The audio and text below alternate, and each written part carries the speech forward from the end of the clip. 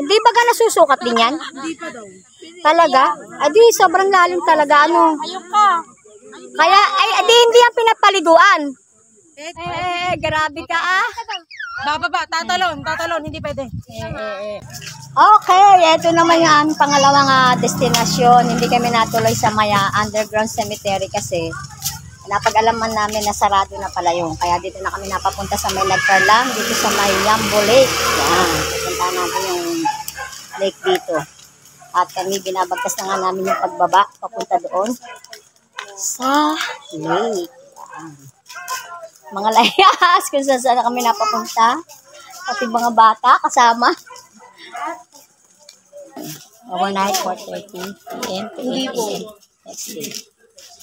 Sightseeing lang po. Uy, si Araya. Kapitan mo ate. Hi! Tayo. Oh, ang ganda ni. 1, 2, 3, 4, 5, 6, 7. Sama mga bata. Oo, kasi mag-register. 11. Uy, anak, hindi. 11. Na babae. 11 na babae. Binibilang kasi ito sa tourism ko. Kayo anak. Sige na. Ha? Wag daw maliit mo. Ay, hindi daw kasama mga bata lang. Kasama na po yan. Ito po kasama na po. Yung sanggol lang po yun. Yung sanggol lang siya kasi Raya. Ay, 1, 2, 3, 4, 5, 6, 7, 8, 9, 10. 10 lang pala. Sila Tiyo. Ha? Ang Raya talaga. 100. Oh, maantog ko dyan si Raya. Raya, Hiraya, halika na. Bababa na tayo. anak, halika na. Raya. Yan, matapos na makapag-register na tayo, kaya pwede na tayong pumasok. Ang binayaran namin ay 20 ang isang tao, ang bata ay 140 overnight. yung baby na wala pang bayad. Pero katulad ni Lester, may bayad ano. Wow. Picture ako dyan. Ay, picture ko na.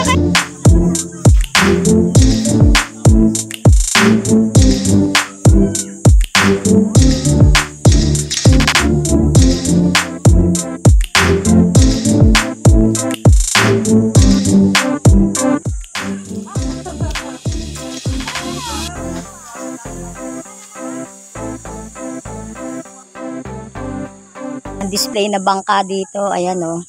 Ganda. Nakakatuwa naman dito. Kasi nakakatuwa talaga yung kanyang ano, payapang-payapa yung tubig, tapos malawak at malinis ha. At may mga pabalsa silang ganyan oh. Hindi ko lang naitanong kung magkano ang kanilang paupa diyan sa mga bansa. Ayun, meron dong isang tent na nakatayo. Hindi ko ma-zoom. Ayan. Ayan, meron dong isang tent siguro. Pwede rin dito mag-camping. Ayun, marami pala doon. Sa may bandang dulo. Ganda. Tapos, ayan sa tubig, may mga balsa. Hindi ko lang alam kung magkano ang upa dyan. Sa mga balsa na yan. Ayan o guys o. Ayan. May mga pabalsa sila. Ayan, may mga pabalsa sila. Hindi ko lang alam kung magkano ang upa dyan. At hindi na rin naman namin naitanong doon sa mga tao na nakatoka para magbantay doon sa may harapan para sa mga pumapasok. Para magparehistro. Ayun o, napakapayapa ng lugar dito. Sarap dito muni-muni. Wow, muni-muni. Yan, kung magre-relax kayo at ay malalaking kawayan ang kanilang ginamit. Ang mga ginamit nila ay malalaking kawayan. Ang ganda. May nagpicture kami doon eh. Wala ka nagbibidyo ka. Oo. Ito yung mga isa sa pwede nyo gawin dito sa Yambo Lake. Ayan, magtayo kayo ng mga tent. Mag-camping kayo dito. Pwede kayong mag-relax-relax. Sama niyo yung mga misis, girlfriend, pamilya, kaibigan. Ayan. Pwede kayo dito mag-overnight. Tapos nakaharap kayo dyan sa lawa. Ang ganda sa umaga, lalo na paggising ninyo. Magkakape, ayos na ayos. Ang sarap mag-camping dito oh. Guys. Ayan yung batang pinakabalikat. Raya ba? Sarap mag-camping dito, no? Oh, pwede nga. Oo, ito pala campsite. Pwede. Maganda kaya lang. Walang CR. Hindi maganda. Ang problema lang natin dito kung magkakamping tayo ay wala tayong CR. Pwede bagang binalot na lang.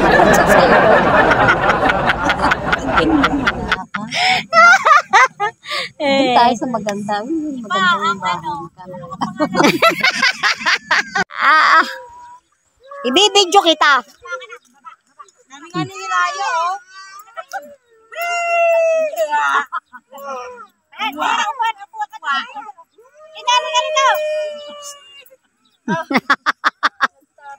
Halika dito ako po. Naka, Naomi, tatanda ka kaagad. Si Naomi talaga, walang kakwenta-kwenta kasama. Kaya nga, hindi natin na isasama yan. Gusto lagi siya ang ano. Halika dito! Mas maganda siguro dito kung pupunta kayo talaga ng pahapon tapos mag-overnight. Kasi malalangap niyo yung lamig ng hangin dito. Kasi medyo walang hangin ngayon eh. Ewan ko lang kung sa mga banda-banda rin yung mga susunod na araw kung talagang kasi mainit naman talaga ang panahon natin. Kaya sinasuggest ko sa inyo na kung pupunta kayo dito ay medyo pahapon. Tapos kung gusto niyo mag-overnight mas maganda. Kasi nakaka-relax talaga yung view dito. Oo. Nakaka-relax. Kami pasyal lang dito, hindi kami mag-overnight, pero nagagandahan na kami. Oh. May bundok ang makikita, napapaligiran ka ng bundok. Nag-iiyakan na yung mga kasama namin bata. Si Naomi lang pala yun.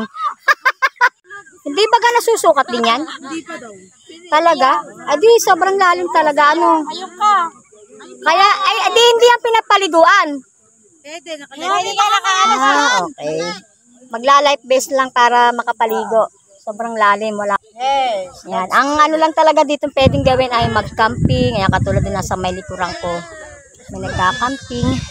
Tapos pwede nga mag-picnic kasi may mga ano nga doon, may mga balsa-balsa. Hindi ko lang alam kung magkano yung bayad doon sa balsa. Magkano daw yung bayad doon sa ano? 140 overnight. Yung balsa? Balsa ito. 500 overnight? 100, 1,000. Iba-iba daw pala. Taga muna.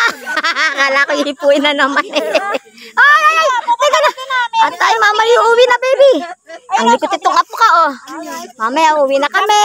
Nakapahit, pahingahin. Abay na. Ata. Mamaya. Ay, naku po, Diyos, baby.